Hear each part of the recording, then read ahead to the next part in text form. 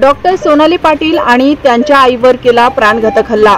Doctor Sonali Patil आणि त्यांचे आईवडील हे भक्ती पार्क येथे राहत असून त्यांच्यावर आणि त्यांच्या आईवर तेथेच राहत असलेल्या 3 लोकांनी क्रिकेट बॅटने प्राणघातक हल्ला केला असून डॉक्टर सोनाली पाटील आणि त्यांच्या आईला बोईसर येथील शिंदे हॉस्पिटलमध्ये दाखल करण्यात आले असून डॉक्टर सोनाली पाटील यांच्या कपाळावर धारदार शस्त्राने मारल्याने कपाळाजवळ मोठी जखम झाली आहे।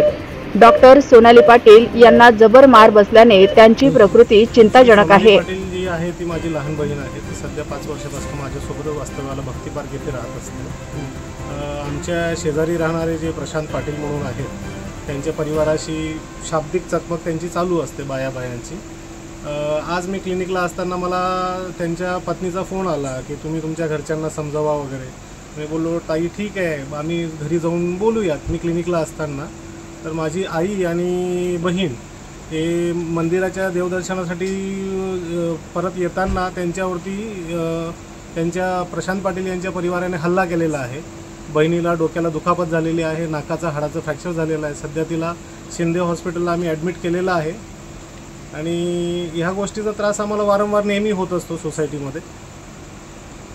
साहेब हे कशामुळे म्हणजे नेहमीचे कशामुळे होत आहे असं? मे बी कारण असू शकतं की मी बाहेर गावचा आहे असं काही लोकांचं थिंकिंग आहे की बाबा तुम्ही बाहेरचे आहात, ह्या सोसायटीमध्ये तुम्ही राहतायत तर मग आमच्या हिशोबाने राहा। आता आपण सोसायटीमध्ये वास्तव्यास राहतोय, बाकीच्या सोसायटीमध्ये कोणाशी आमचा काही प्रॉब्लेम नाही आहे। तर एक फॅमिलीला वारंवार आमचा त्रास होत असतो आणि आज मी क्लिनिकला असताना माझ्या आईवरती आणि बहिणीवरती त्यांनी हल्ला केलेला आहे। आता बहिणीला डोक्याला जास्त दुखापत झाल्यामुळे शिंदे हॉस्पिटलला आम्ही सध्या तात्पुरतं ॲडमिट केलेलं आहे। गरज पडल्यास आम्ही तिला पुढच्या मोठ्या हॉस्पिटलला हलवू। आता बहिणीची तब्येत कशी आहे साहेब?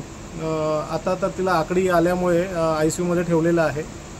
आता पुढचं डिसिजन आम्ही उद्या घेऊयात। आता पोलीस आले होते बोईसर पोलीस स्टेशनचे, हो, त्यांनी काय सांगितलं, त्यांनी काय जबाब घेतला? त्यांचा आता जबाब घेण्याची कारवाई चालू आहे। MLC आम्ही सबमिट केलेली आहे। गुन्हा दाखल वगैरे करण्याचे काय सांगितलं? गुन्हा आता कधी दाखल करतायत त्याची आम्ही वाट बघतोय। सध्या पंचनामा वगैरे झालेला आहे।